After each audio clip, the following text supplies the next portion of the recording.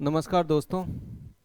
ग्रामीण defence academy Sikar के online digital platform पर आप सभी साथियों का हार्दिक अभिनंदन है, स्वागत है।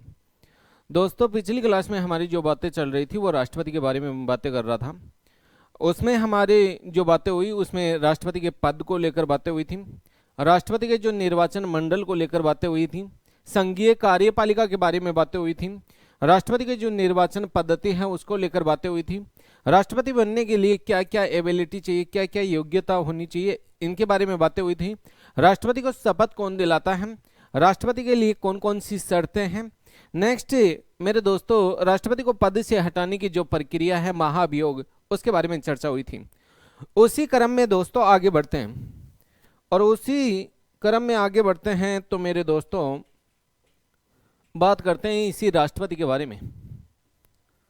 तो राष्ट्रपति के बारे में बात करते हैं तो सबसे पहले मेरे दोस्तों राष्ट्रपति का जो रेजिडेंस देखते हैं, निवास स्थान। राष्ट्रपति का जो निवास स्थान है, ये निवास स्थान कहाँ है तो ये दिल्ली में है मेरे दोस्तों। कहाँ है? दिल्ली में। और दिल्ली में जो निवास स्थान है इसको किस नाम से जानते हैं तो इसको बोलते हैं वॉयस रिगल लॉज। क्या बोलते हैं? Viceregal lodge. उसके बाद में नेक्स्ट मैं आगे बात करूं मेरे दोस्तों, तो राष्ट्रपति का जो ग्रीष्मकालीन निवास स्थान कहाँ है? ग्रीष्मकालीन निवास स्थान, ये जो ग्रीष्मकालीन निवास स्थान है मेरे दोस्तों, ये ग्रीष्मकालीन निवास स्थान कहाँ है तो ये मेरे दोस्तों शिमला में है। कहाँ है? शिमला में। शिमला के छरबरा नामक स्थान पर बना हुआ है और उसका नाम बताते हैं द रिट्रीट हॉल। क्या नाम बताते हैं? The retreat hall. उसके बाद में नेक्स्ट मैं आगे बात करूं मेरे दोस्तों, तो राष्ट्रपति का जो अन्य निवास स्थान कहाँ है? अन्य निवास स्थान। और राष्ट्रपति का जो अन्य निवास स्थान है मेरे दोस्तों, ये कहाँ है तो अन्य निवास स्थान है ये हैदराबाद में है। कहाँ है? हैदराबाद में। और उसको किस नाम से जानते हैं तो उसको बोलते हैं राष्ट्रपति नीलियम भवन। तो राष्ट्रपति के जो निवास स्थान थे, राष्ट्रपति का मुख्य निवास स्थान दिल्ली में बना हुआ है, रायसीना की पहाड़ी पर है, उसको वॉयस रिगल लॉज के नाम से जानते हैं मेरे दोस्तों। इस भवन का जो नक्शा तैयार हुआ था वो 1911 में एडविन लुडविन ने तैयार किया था और ये भवन है ये 1933 में बनकर तैयार हुआ था। उसके बाद में ग्रीष्मकालीन जो निवास स्थान है वो शिमला के, कहाँ? शिमला के छरबरा नामक स्थान पर बना हुआ है और उसका नाम है द रिट्रीट हॉल। उसके बाद में नेक्स्ट राष्ट्रपति का जो अन्य निवास स्थान है वो कहाँ है तो वो हैदराबाद में है और उसको किस नाम से जानते हैं तो उसको मेरे दोस्तों राष्ट्रपति नीलियम भवन के नाम से जानते हैं। उसके बाद में नेक्स्ट आगे बढ़ते हैं मेरे दोस्तों, और राष्ट्रपति के द्वारा कौन कौन सी महत्वपूर्ण नियुक्तियां की जाती है इसके संदर्भ में बातें करते हैं। एक प्रश्न आता है वो नियुक्तियों से संबंधित आता है, चाहे वो कोई भी एग्जाम हो, तो राष्ट्रपति किस किस की नियुक्ति करता है इनके बारे में देख लेते हैं मेरे दोस्तों। सबसे पहले मैं बात करूं तो एक आर्टिकल आता है और आर्टिकल कौन सा आता है तो आर्टिकल आता है 74। आर्टिकल 74 क्या कहता है? आर्टिकल 74 ये कहता है कि राष्ट्रपति को सब सलाह और परामर्श देने के लिए, राष्ट्रपति को सलाह और परामर्श देने के लिए किसका गठन किया जाता है तो मंत्री परिषद का गठन किया जाता है। किसका गठन किया जाता है? मंत्री परिषद का गठन किया जाता है। और इस मंत्री परिषद का गठन होता है तो इस मंत्री परिषद का मुखिया कौन होता है तो मेरे दोस्तों मंत्री परिषद का जो मुखिया होता है वो प्रधानमंत्री होता है। कौन होता है? प्रधानमंत्री। और ऐसा कौन सा आर्टिकल कह रहा है? आर्टिकल 74 कह रहा है। उसके बाद में नेक्स्ट मैं आगे बात करूं तो मेरे दोस्तों राष्ट्रपति नियुक्ति तो करता है लेकिन किसकी नियुक्ति करता है तो प्रधानमंत्री की नियुक्ति करता है। और इस प्रधानमंत्री की नियुक्ति राष्ट्रपति करेगा, लेकिन भैया प्रधानमंत्री की सिफारिश पर। किसकी सिफारिश पर? प्रधानमंत्री की सिफारिश पर अन्य मंत्रियों की नियुक्ति, अन्य मंत्रियों की नियुक्ति भी कौन करता है? तो अन्य मंत्रियों की नियुक्ति भी मेरे दोस्तों राष्ट्रपति करता है। कौन करता है? राष्ट्रपति करता है। उसके बाद में नेक्स्ट में आगे बात करूं मेरे दोस्तों, तो एक होता है केंद्र का जो प्रथम विधि अधिकारी होता है उसको बोलते हैं, लेकिन बोलते क्या हैं? तो महान्यायवादी बोलते हैं। क्या बोलते हैं? महान्यायवादी। यह देश का प्रथम विधि अधिकारी होता है। इसको बोलते हैं अटॉर्नी जनरल भी बोलते हैं। क्या बोलते हैं? Attorney general. मेरे दोस्तों इसकी नियुक्ति कौन करता है? तो इसकी नियुक्ति भी राष्ट्रपति करता है।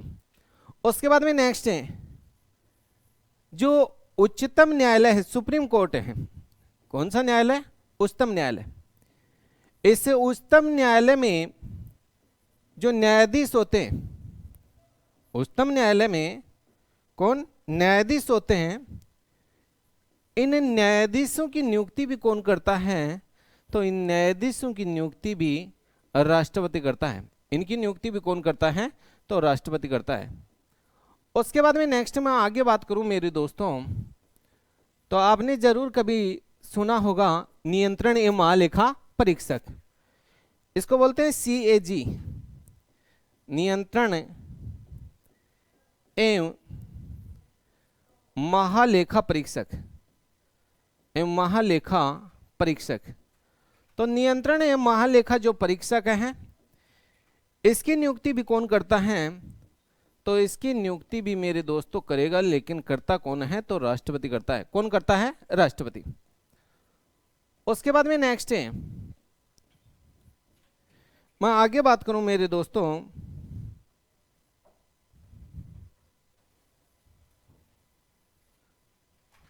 मैं आगे बात करूं तो मेरे दोस्तों जो राज्य होते हैं, प्रत्येक राज्य होता है, वर्तमान में राज्य कोई ज्यादा नहीं है, ओनली 28 राज्य हैं और 8 केंद्र शासित प्रदेश हैं। तो ये जो राज्य हैं, इन राज्यों में जो संवैधानिक प्रमुख होता है, तो राज्य का जो संवैधानिक प्रमुख होता है उसको बोलते हैं राज्यपाल। क्या बोलते हैं? राज्यपाल। तो इस राज्यपाल की जो नियुक्ति है वो भी कौन करता है? तो राज्यपाल की नियुक्ति भैया राष्ट्रपति करता है। कौन करता है? राष्ट्रपति। उसके बाद में नेक्स्ट में आगे बात करूं मेरे दोस्तों, तो आपने जरूर कभी सुना होगा कि साहब जो उच्च न्यायालय, एक सुप्रीम कोर्ट होता है, एक हाई कोर्ट होता है, प्रत्येक राज्य में एक उच्च न्यायालय होता है। कोई जरूरी नहीं कि प्रत्येक राज्य में ही हो, 2 या 2 से अधिक राज्यों का एक संयुक्त न्यायालय भी हो सकता है। तो उच्च न्यायालय में जो न्यायाधीश हैं, उच्च न्यायालय में जो न्यायाधीश हैं, इन न्यायाधीशों की नियुक्ति भी कौन करता है मेरे दोस्तों? तो इनकी नियुक्ति भी राष्ट्रपति करता है। कौन करता है? राष्ट्रपति। उसके बाद में नेक्स्ट है जो केंद्रीय वित्त आयोग होता है। कौन सा आयोग? केंद्रीय वित्त आयोग। इस केंद्रीय वित्त आयोग के जो अध्यक्ष होता है, केंद्रीय वित्त आयोग का क्या अध्यक्ष है, इस अध्यक्ष की नियुक्ति भी कौन करता है? तो इसकी नियुक्ति भी मेरे दोस्तों राष्ट्रपति करता है। कौन करता है? राष्ट्रपति। उसके बाद में नेक्स्ट है एक RPSC आता है और एक UPSC होता है, उसको बोलते हैं संघ लोक सेवा आयोग। संघ लोक सेवा आयोग। इस संघ लोक सेवा आयोग के जो अध्यक्ष और सदस्य होते हैं, इनकी नियुक्ति भी कौन करता है? तो इनकी नियुक्ति भी राष्ट्रपति करता है। एक बार इनको देख लेते हैं, फिर आगे बढ़ने का प्रयास करते हैं। राष्ट्रपति के द्वारा किन पदाधिकारियों की नियुक्ति की जाती है? तो आर्टिकल, सबसे पहले आर्टिकल आता है वो 74(1) आता है, और इसमें क्या लिखा हुआ है कि राष्ट्रपति को सलाह और परामर्श देने के लिए एक मंत्री परिषद का गठन किया जाता है, और जिसका मुखिया कौन होता है? तो जिसका मुखिया प्रधानमंत्री होता है। उसके बाद में नेक्स्ट राष्ट्रपति किसकी नियुक्ति करता है? तो आर्टिकल 75(1) ये कहता है कि साहब प्रधानमंत्री की नियुक्ति राष्ट्रपति करता है और प्रधानमंत्री की सिफारिश पर अन्य मंत्रियों की नियुक्ति कौन करता है? राष्ट्रपति करता है। उसके बाद में नेक्स्ट मैं आगे बात करूं मेरे दोस्तों, तो जो देश का प्रथम विधि अधिकारी होता है उसको बोलते हैं महान्यायवादी, और इस महान्यायवादी की नियुक्ति भी कौन करता है? तो राष्ट्रपति करता है। उसके बाद में नेक्स्ट कहते हैं कि दोस्तों यूं ही नहीं बल्कि सुप्रीम कोर्ट का जो न्यायाधीश होता है, सुप्रीम कोर्ट का, सर्वोच्च न्यायालय का जो न्यायाधीश होता है, हालांकि जो सुप्रीम कोर्ट के जो न्यायाधीशों की नियुक्ति एक पद्धति से होती है, कोलिजियम पद्धति से, लेकिन इस कोलिजियम के अनुशंसा पर भी इन न्यायाधीशों की नियुक्ति कौन करता है? तो राष्ट्रपति करता है। अब आपने ये नहीं, आपको ये लगता होगा कि साहब जो मुख्य न्यायाधीश है उसकी नियुक्ति कौन करता है? तो मेरे दोस्तों आज तक हमारी ये परंपरा रही है कि 28 जनवरी 1950 को जब सुप्रीम कोर्ट की स्थापना हुई थी तब से लेके अब तक हमारी यही परंपरा रही है कि साहब जो मुख्य न्यायाधीश बनाया गया है वो केवल वरिष्ठ न्यायाधीश को ही बनाया गया है। उसके बाद में नेक्स्ट नियंत्रण एवं महालेखा परीक्षक की नियुक्ति भी कौन करता है? तो राष्ट्रपति करता है। नेक्स्ट जो राज्यों में जो राज्यपाल होता है, राज्यों में जो राज्यपाल होता है इनकी नियुक्ति भी कौन करता है? तो इनकी नियुक्ति भी राष्ट्रपति करता है। उच्च न्यायालय में जो न्यायाधीश होता है उसकी नियुक्ति भी कौन करता है? तो राष्ट्रपति करता है। केंद्रीय जो वित्त आयोग के जो अध्यक्ष और सदस्य होते हैं उनकी नियुक्ति भी कौन करता है? तो राष्ट्रपति करता है। नेक्स्ट इनके अलावा संघ लोक सेवा आयोग के जो अध्यक्ष और सदस्य होते हैं इनकी नियुक्ति भी कौन करता है? तो राष्ट्रपति करता है।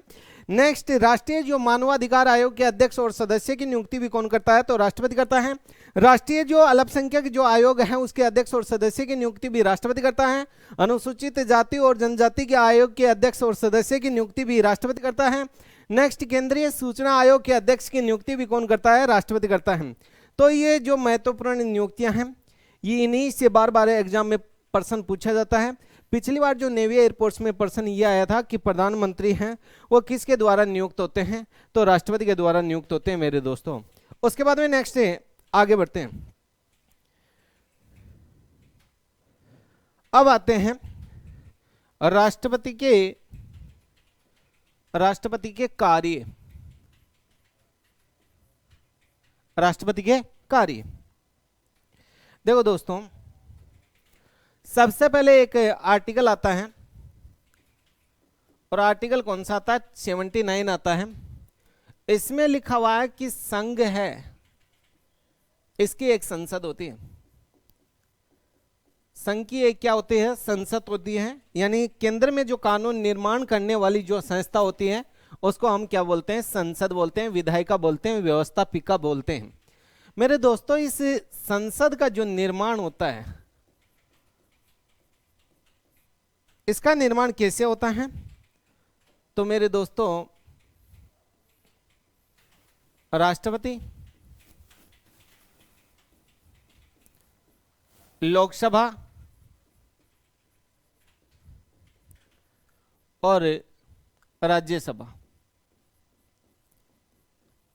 प्रश्न यूं पूछा जाता है कि संसद का निर्माण कैसे होता है? तो राष्ट्रपति, लोकसभा और राज्यसभा इन तीनों से मिलकर किसका निर्माण होता है? तो संसद का निर्माण होता है। ऐसा आर्टिकल कौन सा कहता है? 79 कहता है। तो संसद के निर्माण में किसका योगदान रहता है? राष्ट्रपति का योगदान रहता है। नेक्स्ट राष्ट्रपति है ये संसद का एक अभिन्न अंग है। उसके बाद में नेक्स्ट मेरे दोस्तों एक आर्टिकल आता है, आर्टिकल 83। ये क्या कहता है? ये कहता है कि साहब जो राष्ट्रपति है ये राष्ट्रपति राज्यसभा में, कौन सी सभा में? राज्यसभा में कितने सदस्यों को? तो 12 सदस्यों को क्या करता है? मनोनीत करता है। क्या करता है? मनोनीत। तो मेरे दोस्तों राज्यसभा में राष्ट्रपति है वो 12 सदस्यों को मनोनीत करता है जो कला, साहित्य, विज्ञान, प्रौद्योगिकी या किसी भी क्षेत्र विशेष में योगदान प्राप्त हो। उसके बाद में नेक्स्ट आर्टिकल आता है मेरे दोस्तों, लेकिन आर्टिकल कौन सा आता है? तो 331। आर्टिकल 331 क्या कहता है? वो ये कहता है मेरे दोस्तों कि राष्ट्रपति है ये राष्ट्रपति 2 आंग्ल भारतीय सदस्यों को, कौन से सदस्यों को? आंग्ल भारतीय सदस्यों को, आंग्ल भारतीय सदस्य को कौन सी सभा में लोकसभा में मनोनीत करता था? कौन सी सभा में मनोनीत करता था? लोकसभा में मेरे दोस्तों मनोनीत करता था, मनोनीत करता था। पहला प्रश्न है एग्जाम में यूं पूछा हुआ है कि राष्ट्रपति है, ये राष्ट्रपति संसद में कितने सदस्यों को मनोनीत करता था? तो कितने सदस्यों को मनोनीत करता था? 14 सदस्यों को। लेकिन वर्तमान में कितने सदस्यों को मनोनीत करता है? वर्तमान में 12 सदस्यों को। क्यों? क्योंकि मेरे दोस्तों एक संविधान संशोधन हुआ था, 104वां संविधान संशोधन 2019 में, जिसके तहत कहते हैं कि ये जो आंग्ल भारतीय सदस्य राष्ट्रपति के द्वारा जो मनोनीत होते थे वो कुछ ही समय के लिए निष्कासित कर दिया गया है। उसके बाद में नेक्स्ट है मेरे दोस्तों एक आर्टिकल आता है, और आर्टिकल कौन सा आता है? तो 85 आता है। आर्टिकल 85 क्या कहता है? आर्टिकल जो 85 है वो ये कहता है मेरे दोस्तों कि राष्ट्रपति है ये संसद का सत्र बुला सकता है। संसद का जो सत्र बुलाने का कार्य कौन करता है? राष्ट्रपति करता है। और संसद के सत्र को बुलाना ही नहीं बल्कि इसको समाप्त करना, संसद का सत्र बुलाना और इसको समाप्त करना, यह कार्य किसका होता है? राष्ट्रपति का होता है। इसमें दो शब्दावली आती हैं, एक आती है सत्र आहूत और एक आता है सत्र अवसान। क्या आता है? सत्र अवसान। तो मेरे दोस्तों ये लिखा हुआ है आर्टिकल 85 में। आर्टिकल 85 में और क्या लिखा हुआ है? इसी में लिखा हुआ है मेरे दोस्तों कि राष्ट्रपति है वो प्रधानमंत्री की सिफारिश पर, किसकी सिफारिश पर? प्रधानमंत्री की सिफारिश पर, प्रधानमंत्री की सिफारिश पर राष्ट्रपति समय से पहले किसको भंग कर सकता है? तो लोकसभा को भंग कर सकता है। किसको भंग कर सकता है? लोकसभा को भंग कर सकता है। ऐसा लिखा हुआ है आर्टिकल 85 में। क्या ऐसा हुआ है? लोकसभा भंग हुई है? बिल्कुल हुई है। पहली बार इसका जो एग्जाम्पल उदाहरण देखने को मिलता है वो 1970 में चौथी लोकसभा भंग हुई थी। तो ये जो राष्ट्रपति हैं उससे संबंधित जो कार्य है एक बार देख लेते हैं और फिर आगे बढ़ते हैं। आर्टिकल 79 में लिखा हुआ है कि संघ की एक संसद होगी जिसका निर्माण है वो किससे मिलकर होता है? तो राष्ट्रपति, और राष्ट्रपति नहीं राज्यसभा और लोकसभा इन तीनों से मिलकर होता है। राष्ट्रपति है ये संसद का एक अभिन्न अंग है। उसके बाद में नेक्स्ट आर्टिकल कौन सा आता है? 83, आर्टिकल 80 कोष्टक में 3, यानी ये क्या कहता है? ये कहता है कि राष्ट्रपति है ये राज्यसभा में कितने सदस्यों को मनोनीत करता है?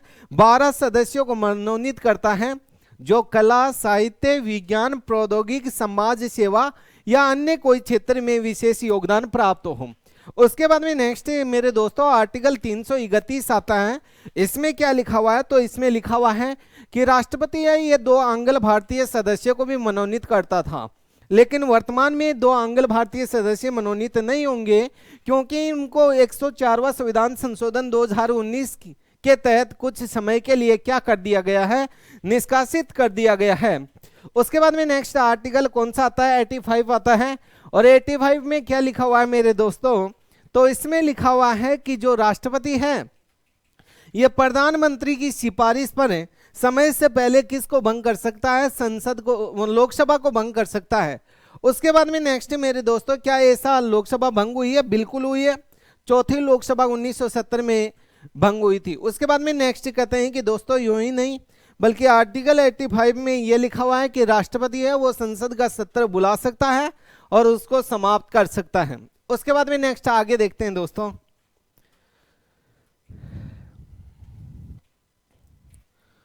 एक आर्टिकल आता है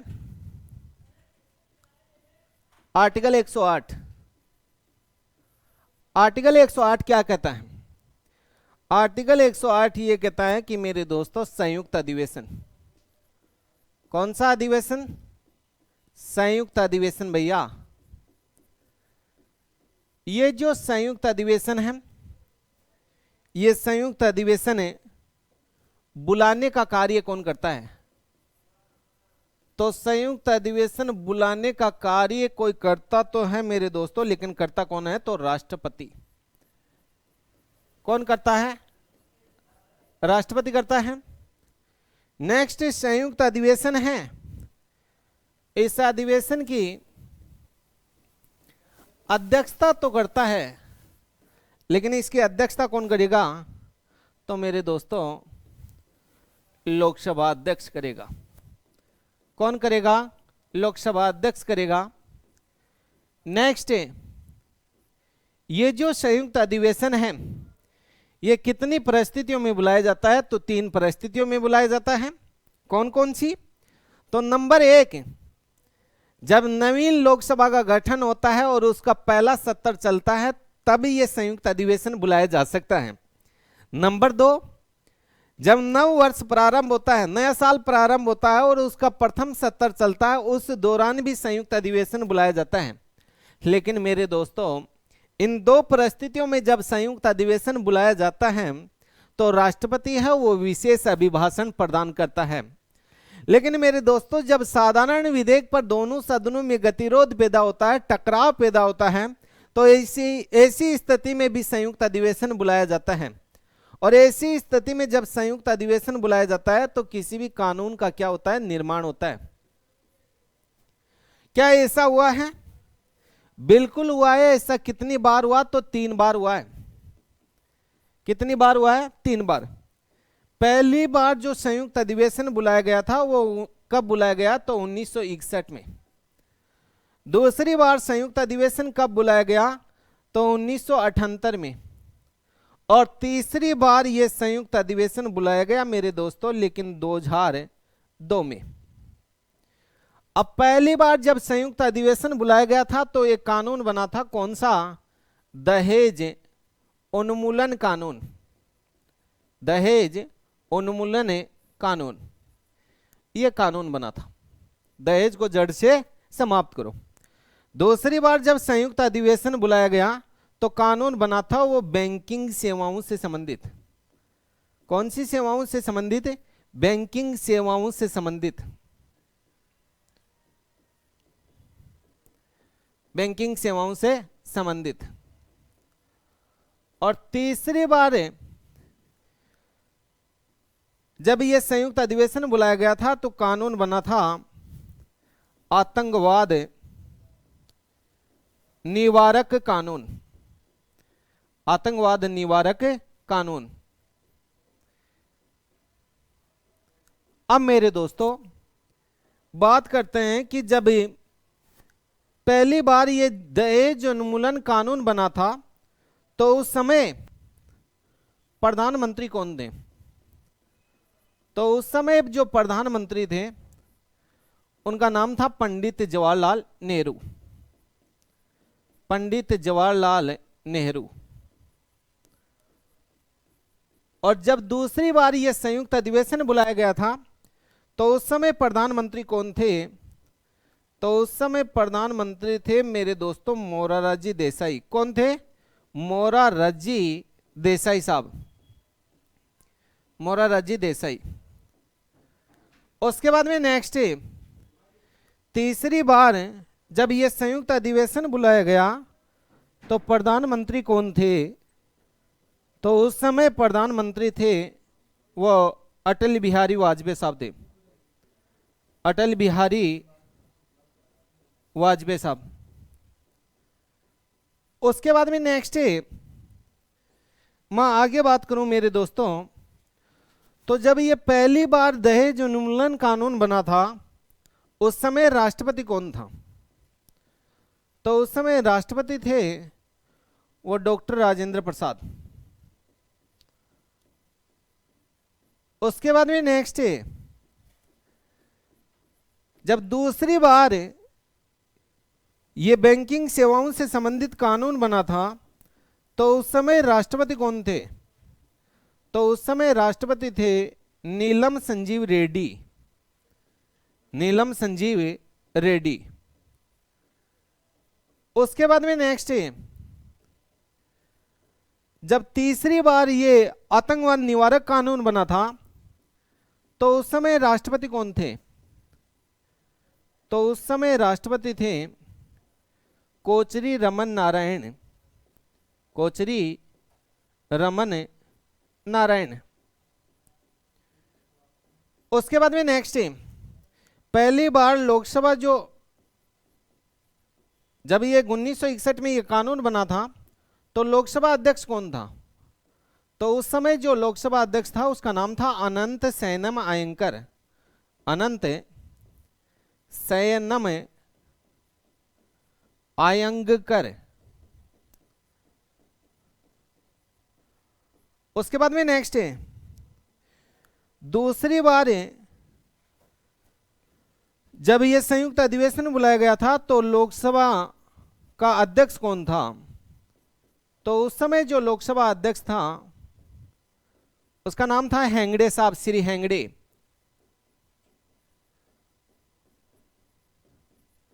और तीसरी बार लोकसभा की अध्यक्षता किसने की थी, यानी तीसरी बार जब यह कानून बना था तो लोकसभा का अध्यक्ष कौन था? तो उसका नाम था मनोहर गजानंद जोशी। मनोहर गजानंद जोशी। तो एक बार देख लेते हैं इनको और फिर आगे बढ़ने का प्रयास करते हैं। मेरे दोस्तों, बात चल रही है वो राष्ट्रपति के बारे में बातें कर रहा हूं और राष्ट्रपति के जो कार्य हैं उनके बारे में बातें चल रही थी। तो आर्टिकल कौन सा आता है? 108 आता है। मेरे दोस्तों 108 में एक शब्दावली लिखी हुई है, संयुक्त अधिवेशन। सबसे पहले ये शब्दावली है, ये कहां से ली गई है? तो ये शब्दावली है, ये संयुक्त अधिवेशन है, ऑस्ट्रेलिया की देन है। उसके बाद में नेक्स्ट है, संयुक्त अधिवेशन बुलाने का कार्य कौन करता है? तो संयुक्त अधिवेशन जो बुलाने का कार्य करता है वो राष्ट्रपति करता है और इसकी अध्यक्षता कौन करता है? तो लोकसभा अध्यक्ष करता है। उसके बाद में नेक्स्ट है, ये जो संयुक्त अधिवेशन है, ये संयुक्त अधिवेशन कितनी परिस्थितियों में बुलाया जाता है? तो संयुक्त अधिवेशन 3 परिस्थितियों में बुलाया जाता है। नंबर 1 कौन कब? नंबर 1 जैसे ही नई लोकसभा का गठन होता है तो उसका पहला सत्र चलता है तब। नंबर 2 नव वर्ष के प्रथम सत्र के दौरान। और नंबर 3 जब साधारण विधेयक पर दोनों सदनों में गतिरोध पैदा होता है तो। नेक्स्ट, पहले वाली 2 परिस्थितियों में जब संयुक्त अधिवेशन बुलाया जाता है तो क्या होगा? तो राष्ट्रपति विशेष अभिभाषण देगा। नेक्स्ट, तीसरी परिस्थिति में जब राष्ट्रपति संयुक्त अधिवेशन बुलाएगा तो कानून का निर्माण होगा। नेक्स्ट कहते हैं कि साहब अब तक तीसरी परिस्थिति में संयुक्त अधिवेशन कितनी बार बुलाया गया? 3 बार बुलाया गया। कब कब? 1961 में दहेज उन्मूलन कानून बना था और उस समय प्रधानमंत्री कौन थे? तो पंडित जवाहरलाल नेहरू थे। और उस समय राष्ट्रपति कौन थे? तो डॉक्टर राजेंद्र प्रसाद थे। और उस समय लोकसभा की अध्यक्षता किसने की थी? तो लोकसभा की अध्यक्षता अनंत सैनम अयंकर साहब ने की थी। उसके बाद में नेक्स्ट, दूसरी बार ये संयुक्त अधिवेशन कब बुलाया गया था? 1978 में बैंकिंग सेवाओं से संबंधित कानून बना था मेरे दोस्तों। और उस समय जो लोकसभा के जो अध्यक्ष थे वो कौन थे? श्री हेगड़े साहब थे। नेक्स्ट, प्रधानमंत्री कौन थे? तो प्रधानमंत्री मोरारजी देसाई साहब थे। और कहते हैं कि राष्ट्रपति नीलम संजीव रेड्डी थे। लेकिन तीसरी बार जब संयुक्त अधिवेशन बुलाया गया था तो कहते हैं कि ये 2002 में आतंकवाद निवारक कानून बना था। और उस समय जो प्रधानमंत्री थे वो किसको बनाया गया था? तो अटल बिहारी वाजपेयी साहब थे। और उस समय राष्ट्रपति कोचरी रमन नारायण साहब थे। और उस समय मेरे दोस्तों लोकसभा की जो अध्यक्षता की थी वो मनोहर गजानंद जोशी साहब ने की थी। उसके बाद में नेक्स्ट आगे बढ़ते हैं मेरे दोस्तों। आगे बढ़ते हैं तो एक आर्टिकल आता है, आर्टिकल 109। एक आर्टिकल आता है आर्टिकल 112। एक आर्टिकल आता है 123।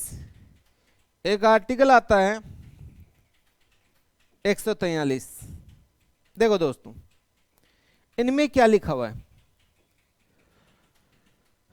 आर्टिकल 109 में लिखा हुआ है धन विधेयक।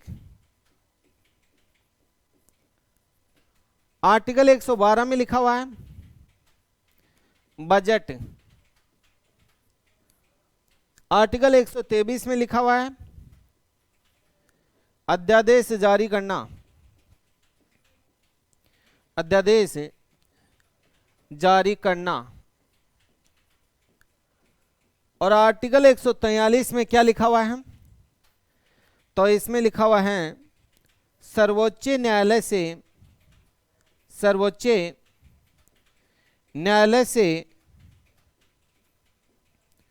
न्यायालय से परामर्श लेना।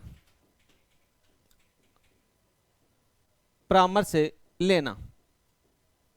देखो मेरे दोस्तों,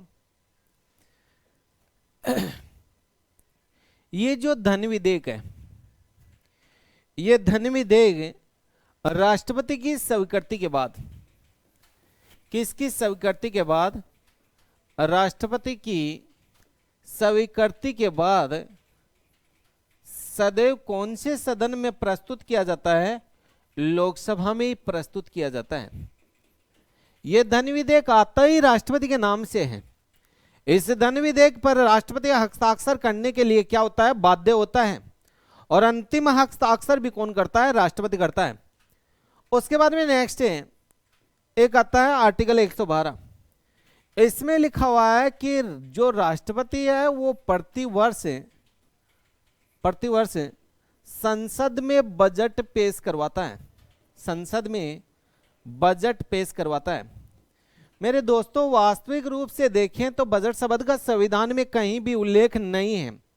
यहां बजट का जो अर्थ निकाला गया वो चमड़े का थैला निकाला गया है। नेक्स्ट, पहली बार जो बजट प्रस्तुत किया था वो जेम्स विल्सन ने प्रस्तुत किया था। और कब प्रस्तुत किया था? तो 1860 में। नेक्स्ट, पहली बार जो स्वतंत्र भारत का जो बजट प्रस्तुत किया था वो किसने प्रस्तुत किया था? तो मेरे दोस्तों, जो वित्त मंत्री के रूप में आर.के. षणमुख चेंडी साहब ने प्रस्तुत किया था। उसके बाद में नेक्स्ट, ये जो बजट शब्द है, गणतंत्र भारत का जो पहला बजट प्रस्तुत किया था वो किसने किया था? तो प्रथम जो रेलवे मंत्री के रूप में जॉन मथाई साहब ने प्रस्तुत किया था।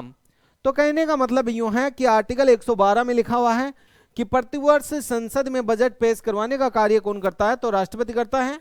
आर्टिकल 123 में क्या लिखा हुआ है? अध्यादेश जारी करना। मेरे दोस्तों, जब संसद का कोई सत्र नहीं चल रहा हो, कोई सत्र नहीं चल रहा हो, जब संसद का कोई सत्र नहीं चल रहा हो या एक सदन अवकाश पर गया हुआ हो, एक सदन अवकाश पर गया हुआ हो, अवकाश पर हो, तब मंत्री परिषद की सिफारिश पर राष्ट्रपति अध्यादेश जारी करता है। और इस अध्यादेश जारी करके क्या होता है? तो इस अध्यादेश के माध्यम से जो राष्ट्रपति हैं वो राज्य सूची नहीं बल्कि संघ सूची, कौन सी सूची? संघ सूची। और कौन सी सूची? तो समवर्ती सूची। संघ सूची और समवर्ती सूची के किसी भी विषय पर कानून बना सकता है। लेकिन जैसे ही संसद का सत्र प्रारंभ होता है, सत्र प्रारंभ होता है या फिर जो सदन अवकाश पर गया हुआ है वो वापस आता है, उसके बाद में नेक्स्ट 6 सप्ताह के भीतर ही यानी 42 दिन के भीतर है दोनों सदनों की स्वीकृति मिलना अति आवश्यक है, अन्यथा वह कानून क्या हो जाता है? रद्द हो जाता है। उसके बाद में नेक्स्ट कहते हैं कि आर्टिकल 143 है, राष्ट्रपति है वो सर्वोच्च न्यायालय के जो न्यायाधीश हैं उनसे क्या ले सकता है? तो मेरे दोस्तों, परामर्श ले सकता है। क्या ले सकता है? परामर्श ले सकता है। यदि सार्वजनिक महत्व का कोई मामला है तो उसके संदर्भ में ले सकता है, और यदि संविधान की व्याख्या से संबंधित कोई मामला है तो उसके संदर्भ में भी ले सकता है। तो ये जो आर्टिकल 109, 112 और 123, 143 ये कंप्लीट एक बार चर्चा कर लेते हैं। मेरे दोस्तों, आर्टिकल 109 में क्या लिखा हुआ है? तो इसमें यह लिखा हुआ है कि साहब जो धन विधेयक है ये राष्ट्रपति की स्वीकृति के बाद सदैव कौन से सदन में प्रस्तुत किया जाता है? लोकसभा में प्रस्तुत किया जाता है। राज्यसभा धन विधेयक को 14 दिन तक अपने पास रोक सकती है। उसके बाद में नेक्स्ट आर्टिकल कौन सा आता है? 112 आता है। आर्टिकल 112 में लिखा हुआ है कि संसद में प्रतिवर्ष बजट पेश करवाने का कार्य कौन करता है? तो राष्ट्रपति करता है। उसके बाद में नेक्स्ट आर्टिकल कौन सा आता है? तो 123 आता है। और आर्टिकल 123 में क्या लिखा हुआ है? तो इसमें लिखा हुआ है कि साहब अध्यादेश जारी करने की शक्ति। मेरे दोस्तों, जब संसद का सत्र नहीं चलता है, इसका मतलब संसद में सत्र चलते हैं। और संसद में कितने सत्र चलते हैं? तो 3 सत्र चलते हैं। कौन कौन से? तो नंबर 1 बजट सत्र, नंबर 2 कौन सा सत्र? तो मानसून सत्र, और नंबर 3 कौन सा सत्र? तो शीतकालीन सत्र। मेरे दोस्तों, जब इनमें से कोई सत्र नहीं चल रहा है या कोई एक सदन अवकाश पर गया हुआ है, तो इस दौरान मंत्रिपरिषद की अनुशंसा पर राष्ट्रपति है वह अध्यादेश जारी करता है और अध्यादेश जारी करके किसी भी विषय पर कानून बना सकता है, लेकिन उन्हीं विषयों पर कानून बनाएगा जिन पर कानून बनाने का अधिकार केवल टू केवल किसका है, संसद का है। नेक्स्ट कहते हैं कि जैसे ही सत्र वापस प्रारंभ हुआ या जो सदन अवकाश पर गया हुआ था वो वापस आया, वापस आने के बाद कहते हैं कि 42 दिन के भीतर यानी 6 सप्ताह के भीतर दोनों सदनों की स्वीकृति मिलना अति आवश्यक है। नेक्स्ट, यदि ऐसा नहीं होता है तो वह कानून क्या हो सकता है, रद्द हो सकता है। नेक्स्ट कहते हैं कि राष्ट्रपति के द्वारा जो जारी अध्यादेश का न्यायिक पुनरावलोकन हो सकता है, बिल्कुल हो सकता है। उसके बाद में नेक्स्ट आर्टिकल 143 आता है, जिसमें क्या लिखा हुआ है, तो राष्ट्रपति है ये सर्वोच्च न्यायालय के जो न्यायाधीश है उससे क्या ले सकता है, परामर्श ले सकता है। ये दो मामलों में परामर्श ले सकता है। यदि सार्वजनिक महत्व का कोई मामला है तो परामर्श ली जा सकती है, और संविधान की व्याख्या से संबंधित कोई मामला है तो उसके संदर्भ में भी परामर्श ली जा सकती है। क्या ऐसा हुआ है? बिल्कुल ऐसा कई बार हुआ है। इसका पहला उदाहरण है वो 1951 का दिल्ली लॉज एक्ट है। उसके बाद में नेक्स्ट 1991 का कावेरी जल विवाद है। उसके बाद में नेक्स्ट आगे बढ़ते हैं दोस्तों, आगे बढ़ते हैं मेरे दोस्तों, तो बात करते हैं वो राष्ट्रपति की आपातकालीन शक्तियों के बारे में। राष्ट्रपति की कौन सी शक्तियां? आपातकालीन शक्तियां। और राष्ट्रपति की जो आपातकालीन शक्तियां हैं उसके बारे में बात करते हैं। तो सबसे पहले एक आर्टिकल आता है, और आर्टिकल कौन सा आता है? 352 आता है। 352 में क्या लिखा हुआ है? तो आर्टिकल 352 में लिखा हुआ है मेरे दोस्तों, राष्ट्रीय आपात। कौन सा आपात? राष्ट्रीय आपात। मेरे दोस्तों, ये जो राष्ट्रीय आपात है वो कितनी परिस्थितियों में लगता है? तो ये राष्ट्रीय आपात 3 परिस्थितियों में लगता है। कितनी परिस्थितियों में? 3 परिस्थितियों में। कौन कौन सी? नंबर 1, युद्ध की संभावना हो। काय की संभावना? युद्ध की संभावना। नंबर 2, बाह्य आक्रमण। कौन सा आक्रमण? बाह्य आक्रमण। और नंबर 3 मेरे दोस्तों, आंतरिक अशांति। कौन सा शब्द? आंतरिक अशांति।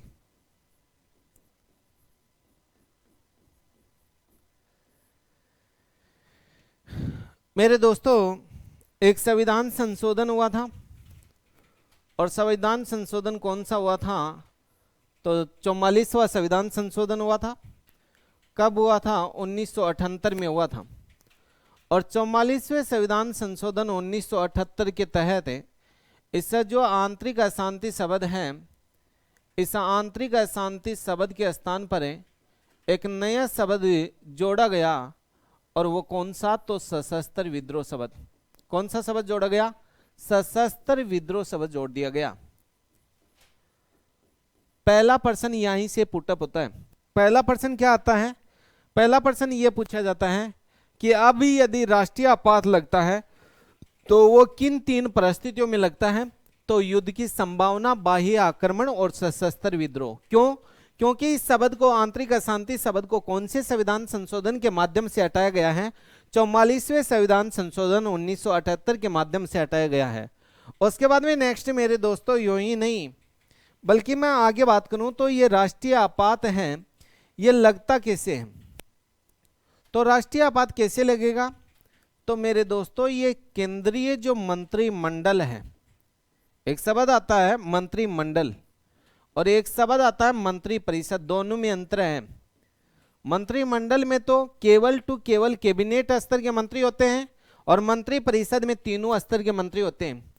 इस केंद्रीय मंत्रिमंडल की लिखित सिफारिश पर, इस केंद्रीय मंत्रिमंडल की लिखित सिफारिश पर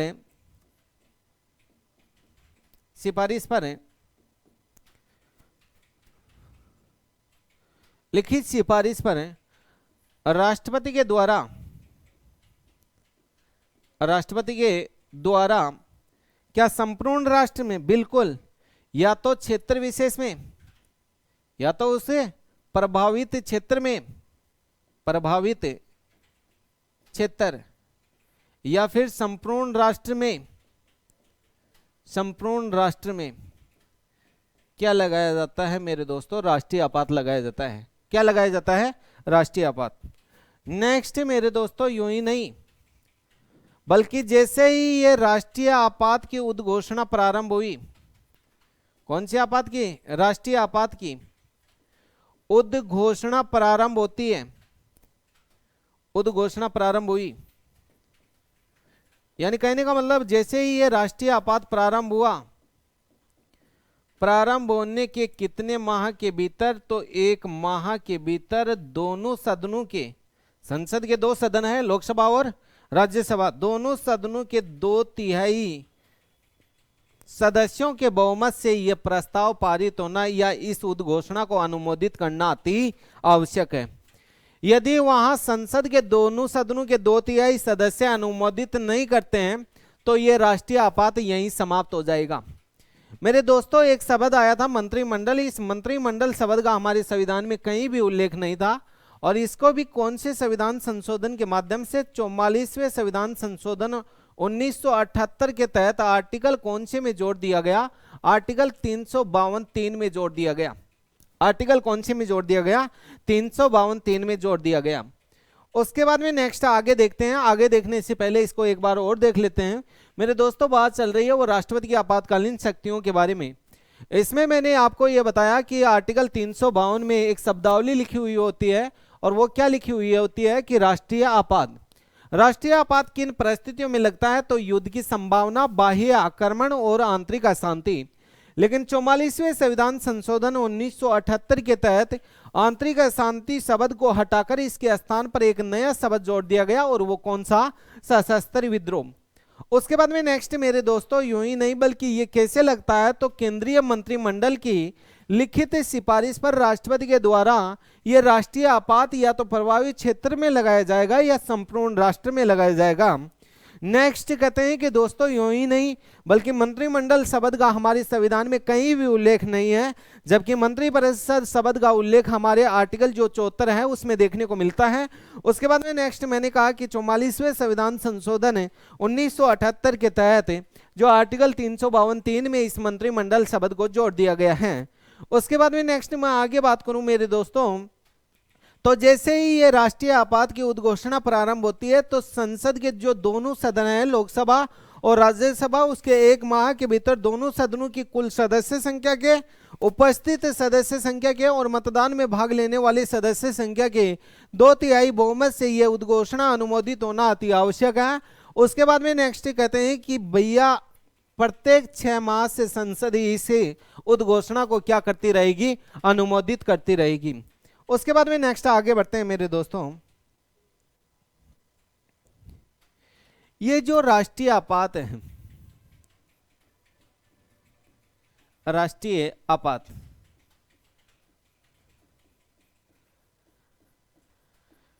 ये राष्ट्रीय आपात देश में कितनी बार लगा है? तो मेरे दोस्तों, ये राष्ट्रीय आपात देश में भैया 3 बार लगा है। कितनी बार लगा? 3 बार। ये राष्ट्रीय आपात पहली बार कब लगा था? तो पहली बार लगा था वो 26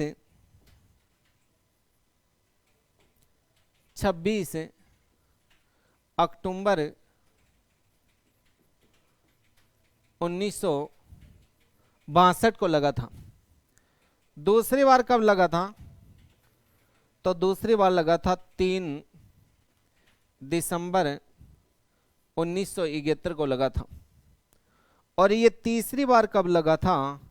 तो तीसरी बार मेरे दोस्तों 25 या 26 जून 1975 को लगा था। अब देखो मेरे दोस्तों, ये तो प्रारंभ हुआ था 26 अक्टूबर 1965 को। इसका कारण क्या था? इसका कारण क्या था और इसका कारण क्या था और इसका कारण क्या था भैया? तो मेरे दोस्तों, पहली बार जब 26 अक्टूबर 1962 को लगा था तो कारण था भारत और चीन के मध्य युद्ध। चीन के मध्य युद्ध।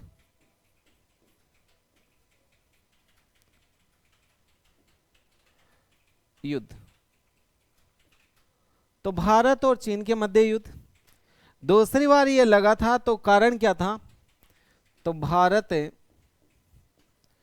और पाकिस्तान के मध्य युद्ध।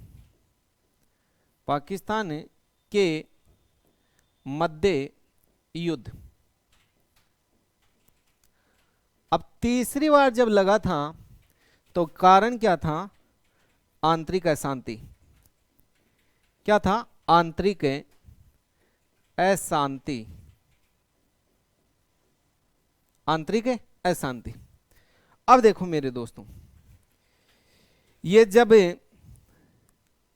पहली बार जब 26 अक्टूबर 1962 को लगा, उस समय राष्ट्रपति कौन थे?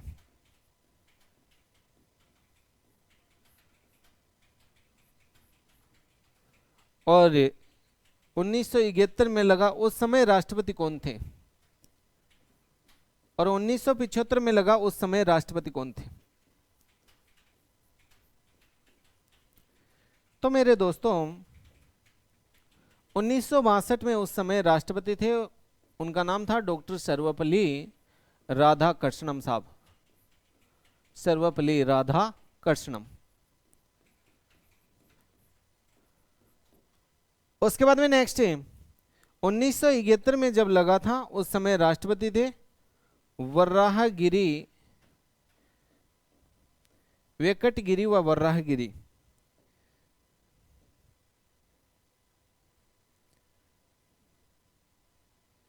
क्या नाम था? वेंकटगिरी वराहगिरी, यानी वीवी गिरी। उसके बाद में नेक्स्ट 1975 में राष्ट्रपति कौन था? तो उस समय राष्ट्रपति थे, उसका नाम था फखरुद्दीन अली साहब। फखरुद्दीन अली अहमद। फखरुद्दीन अली अहमद। अब मेरे दोस्तों, उस समय प्रधानमंत्री कौन था?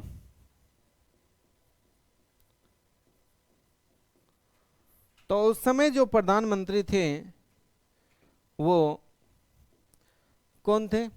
तो पंडित जवाहरलाल नेहरू साहब। क्योंकि 1947 से लेकर 1964 तक ये प्रधानमंत्री रहे। उसके बाद में नेक्स्ट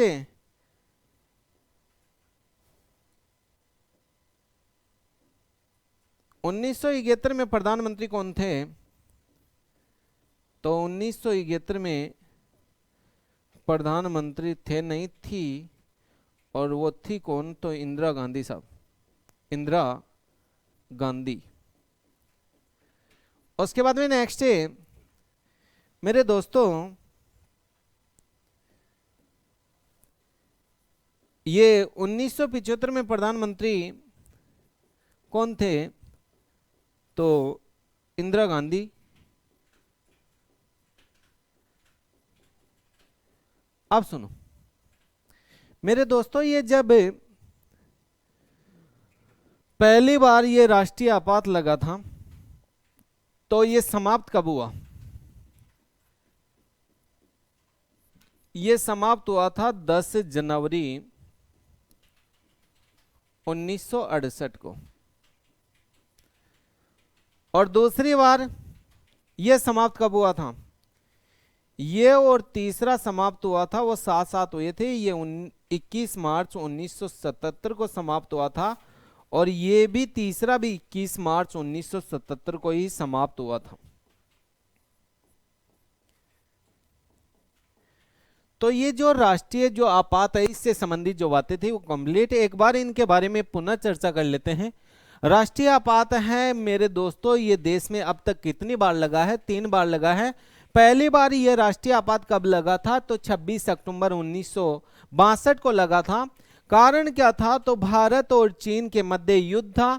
उस समय राष्ट्रपति सर्वपल्ली राधाकृष्णन थे, उस समय प्रधानमंत्री पंडित जवाहरलाल नेहरू थे। नेक्स्ट ये समाप्त कब हुआ? तो 10 जनवरी 1968 को हुआ था। दूसरी बार ये कब लगा था? तो 3 दिसंबर 1971 को लगा था। कारण क्या था? तो भारत और पाकिस्तान के मध्य युद्ध था। नेक्स्ट उस समय राष्ट्रपति कौन थे? तो वेंकट गिरी व वर्राह गिरी साहब थे, यानी वीवी गिरी थे। प्रधानमंत्री कौन थे? तो इंदिरा गांधी थी। नेक्स्ट ये समाप्त कब हुआ था? तो 21 मार्च 1977 को हुआ था। लेकिन तीसरी बार कब लगा? तो 25 या 26 जून 1975 को लगा था। और कहते हैं कि कारण क्या था? तो आंतरिक अशांति। नेक्स्ट उस समय राष्ट्रपति फखरुद्दीन अली अहमद साहब थे और उस समय प्रधानमंत्री इंदिरा गांधी थी। नेक्स्ट कहते हैं कि यह समाप्त जो दूसरे के साथ ही समाप्त होता है 21 मार्च 1977 को। उसके बाद भी नेक्स्ट आगे बढ़ते हैं मेरे दोस्तों। राष्ट्रीय आपात के समय कौन से जो मौलिक अधिकारों में कौन सा मौलिक अधिकार स्वतः ही निलंबित हो जाता है? तो आर्टिकल 19 है। नेक्स्ट राष्ट्रीय आपात के दौरान कौन से जो मौलिक अधिकार है उनको निलंबित नहीं किया जा सकता? तो आर्टिकल 20 और 21 है। उसके बाद में नेक्स्ट आगे बढ़ते हैं मेरे दोस्तों, और आर्टिकल आता है 360। 360 से पहले देख लेते हैं 356 को। 356 आर्टिकल 356 क्या कहता है? इसमें लिखा हुआ है राष्ट्रपति शासन। क्या लिखा हुआ है? राष्ट्रपति शासन। मेरे दोस्तों ये राष्ट्रपति शासन है, ये कैसे लगाया जाता है? जब कोई राज्य है और उस राज्य का संवैधानिक तंत्र विफल होता है, कोई राज्य है और उसका संवैधानिक तंत्र विफल होता है, तो इसकी जो सूचना है वो सूचना राज्यपाल है, वो राज्यपाल किसको देता है? राष्ट्रपति साहब को देता है। जब किसी भी राज्य का संवैधानिक तंत्र विफल हो तो इसकी सूचना राज्यपाल राष्ट्रपति को देता है और राष्ट्रपति के द्वारा उस राज्य में कौन सा पति शासन लगाया जाता है? राष्ट्रपति शासन लगाया जाता है। क्यों? मेरे दोस्तों एक आर्टिकल आता है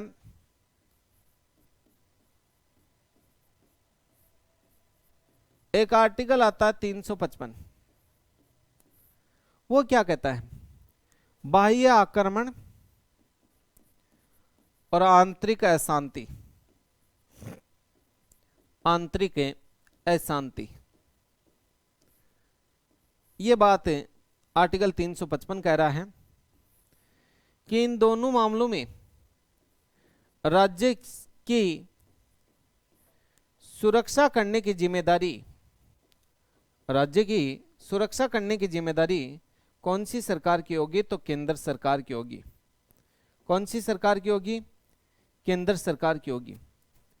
उसके बाद में नेक्स्ट मैं आगे बात करूं मेरे दोस्तों, तो जैसे ही ये राष्ट्रपति शासन प्रारंभ हुआ, प्रारंभ होने के कितने माह के भीतर? तो भैया 2 माह के भीतर।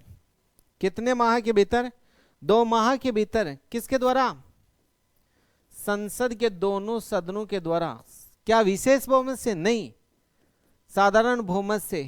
क्या ये वो जो उद्घोषणा है ये क्या होनी चाहिए? अनुमोदित होनी चाहिए। क्या होनी चाहिए? अनुमोदित होनी चाहिए। जैसे ही संसद के दोनों सदनों के द्वारा इसको अनुमोदित किया गया, इसकी अवधि बढ़कर कितने माह हो जाएगी? 6 माह। यानी कहने का मतलब प्रत्येक 6 माह से इसे अनुमोदित किया जा सकता है। नेक्स्ट कहते हैं कि जो राष्ट्रपति जो शासन है इसकी अधिकतम अवधि हो सकती है। मेरे दोस्तों अधिकतम अवधि होगी वो राष्ट्रपति शासन की कितनी हो सकती है? तो 3 वर्ष हो सकती है। अधिकतम कितनी हो सकती है? 3 वर्ष हो सकती है। पहले इसको एक समय के लिए ही यानी 1 वर्ष के लिए ही बढ़ाया जा सकता है, लेकिन 2 परिस्थितियों में कहा गया है कि जैसे ही कोई राज्य है और राज्य का चुनाव आयोग ये प्रमाणित कर दे कि साहब मैं चुनाव नहीं करवा सकता, और उस समय जब देश में राष्ट्रीय आपात लगा हुआ हो यानी आर्टिकल 352 लगा हुआ हो, तो ऐसी स्थिति में जो समयावधि राष्ट्रपति शासन की बढ़कर कितनी वर्ष हो जाती है? 3 वर्ष हो जाती है। क्या इससे भी अधिक बढ़ाया जा सकता है क्या? हाँ बिल्कुल बढ़ाया जा सकता है। इसका जो एग्जाम्पल है वो पंजाब है, जहां कहते हैं कि साहब राष्ट्रपति शासन की अवधि को बढ़ाकर पहले 4 वर्ष किया गया, उसके बाद में 5 वर्ष किया गया। ऐसा हो सकता है, बिल्कुल हो सकता है लेकिन किस माध्यम से? तो संविधान संशोधन के माध्यम से ऐसा हो सकता है, अन्यथा अधिकतम कितनी हो सकती है? 3 वर्ष हो सकती है। तो एक बार इसके बारे में चर्चा कर लेते हैं और फिर आगे बढ़ने की कोशिश करते हैं। सबसे पहले हमारी बात चल रही है वो आर्टिकल 356 के बारे में। मैंने कहा कि जब राज्य में किसी भी राज्य का जब संवैधानिक तंत्र विफल होता है तो इसकी सूचना है वो राज्यपाल राष्ट्रपति को देता है, और राष्ट्रपति के द्वारा उस राज्य में कौन सा शासन लगाया जाता है? तो राष्ट्रपति शासन लगाया जाता है।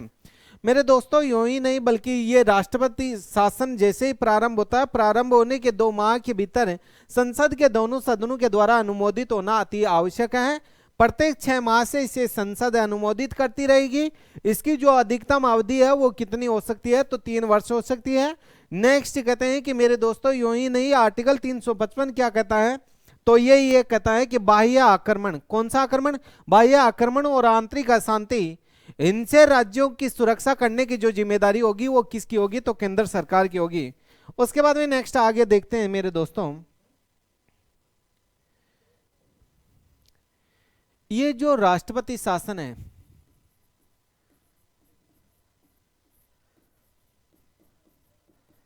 ये राष्ट्रपति शासन पहली बार कहां लगा था? तो पहली बार लगा था वो पंजाब में लगा था। पंजाब में राष्ट्रपति शासन कब लगा था? तो मेरे दोस्तों 20 जून 1951 को लगा था। नेक्स्ट, अभी चंद दिन पहले यानी 12 नवंबर 2019 को राष्ट्रपति शासन तो लगा था, लेकिन लगा कहां था? तो महाराष्ट्र में लगा। कहां लगा? महाराष्ट्र में। नेक्स्ट है, ये राष्ट्रपति शासन अब तक देश में कितनी बार लगा है? तो देश में मेरे दोस्तों राष्ट्रपति शासन लगा है 130 बार। कितनी बार लगा है? 130 बार लगा। नेक्स्ट कहते हैं कि मेरे दोस्तों ये बार बार लगा है, सर्वाधिक बार लगा है ये राष्ट्रपति शासन, सर्वाधिक बार सर्वाधिक बार ये राष्ट्रपति शासन लगा है ये मेरे दोस्तों मणिपुर और उत्तर प्रदेश में लगा है। और कितनी कितनी बार लगा है? तो 10-10 बार लगा है। नेक्स्ट है, ये केरल और पंजाब में तो राष्ट्रपति शासन लगा, लेकिन केरल और पंजाब में कितनी कितनी बार लगा है? तो ये 9-9 बार लगा है। नेक्स्ट कहते हैं कि दिल्ली में राष्ट्रपति शासन कितनी बार लगा है? तो दिल्ली में ये राष्ट्रपति शासन लगा है मेरे दोस्तों, लेकिन कितनी बार? 6 बार लगा है। और उसके बाद में नेक्स्ट ये राजस्थान में ये राष्ट्रपति शासन लगा, लेकिन राजस्थान में ये राष्ट्रपति शासन कितनी बार लगा? 4 बार लगा है। सर्वाधिक समय तक ये राष्ट्रपति शासन कहां लगा था? सर्वाधिक समय तक ये राष्ट्रपति शासन लगा हुआ है, ये पंजाब में लगा हुआ है। पंजाब में ये राष्ट्रपति शासन लगा था, ये 1987 में लगा था। और कब तक रहा? तो 1992 तक रहा। उसके बाद में नेक्स्ट है, न्यूनतम समय तक ये राष्ट्रपति शासन कहां लगा? तो न्यूनतम समय तक ये राष्ट्रपति शासन मेरे दोस्तों लगा हुआ है, लेकिन कहां? तो कर्नाटक में। कर्नाटक में ये राष्ट्रपति शासन लगा था, लेकिन 10-10-1990 से लेके भैया 17-10-1990 तक, 17-10-1990 तक, यानी भैया 7 दिन के लिए लगा हुआ है। तो एक बार इसके बारे में पुनः चर्चा कर लेते हैं और उसके बाद में आगे बढ़ते हैं। मेरे दोस्तों राष्ट्रपति शासन के बारे में बातें चल रही है। मैंने कहा कि राष्ट्रपति शासन पहली बार कहां लगा था? तो पंजाब में लगा। पंजाब में 20 जून 1951 को लगा था। उसके बाद में नेक्स्ट कहते हैं कि भैया अंतिम बार 12 नवंबर 2019 को राष्ट्रपति शासन महाराष्ट्र में लगा है। देश में अब तक ये कितनी बार लगा है? तो 130 बार लगा है। सर्वाधिक बार ये राष्ट्रपति शासन है वो मणिपुर और उत्तर प्रदेश में 10-10 बार लगा है। केरल और पंजाब में ये राष्ट्रपति शासन है, ये 9-9 बार लगा है। दिल्ली में ये राष्ट्रपति शासन है वो 6 बार लगा है। और राजस्थान में मेरे दोस्तों ये राष्ट्रपति शासन लगा लेकिन 4 बार लगा है। कब कब? तो 1967, 1977, 1980 और 1992। नेक्स्ट, सर्वाधिक बार यह राष्ट्रपति शासन है, यह सर्वाधिक बार कहां लगा है? तो पंजाब में लगा है। पंजाब में सर्वाधिक समय तक पंजाब में लगा है 1987 से लेकर 1992 तक, यानी पूरे के पूरे 5 वर्ष तक। नेक्स्ट कहते हैं कि न्यूनतम समय तक यह राष्ट्रपति शासन लगा लेकिन कर्नाटक में, और कर्नाटक में ये राष्ट्रपति शासन है वो कितने दिन के लिए लगा है? 7 दिन के लिए। आर्टिकल 360 आता है मेरे दोस्तों, और 360 में कोई विशेष बातें नहीं है। 360 में केवल ऐसा लिखा हुआ है कि वित्तीय आपात। क्या लिखा हुआ है? वित्तीय आपात। वित्तीय आपात, आर्टिकल 360। जब राज्य की आर्थिक स्थिति कमजोर हो जाती है तो ऐसी स्थिति में यह वित्तीय आपात लगाया जाता है। नेक्स्ट वही बात है कि जैसे ही ये वित्तीय आपात प्रारंभ होता है तो 2 माह के भीतर संसद के दोनों सदनों की स्वीकृति मिलना अति आवश्यक है, यानी अनुमोदित होना अति आवश्यक है। नेक्स्ट कहते हैं कि मेरे दोस्तों यूं ही नहीं बल्कि ये जो वित्तीय आपात हैं, ये वित्तीय आपात देश में एक बार भी नहीं लगा है। नेक्स्ट कहते हैं कि दोस्तों यूं ही नहीं, इस वित्तीय आपात के दौरान जो राष्ट्रपति है वो किसी भी अधिकारी और पदाधिकारी के वेतन और भत्ते में क्या कर सकता है? कटौती कर सकता है। तो ऐसे करके ये तुम्हारा जो वित्तीय आपात है ये भी क्या हुआ? कंप्लीट। अब मैं मेरी वाणी को विराम देता हूं, बची हुई जो चर्चा करेंगे वो नेक्स्ट क्लास में। थैंक यू दोस्तों।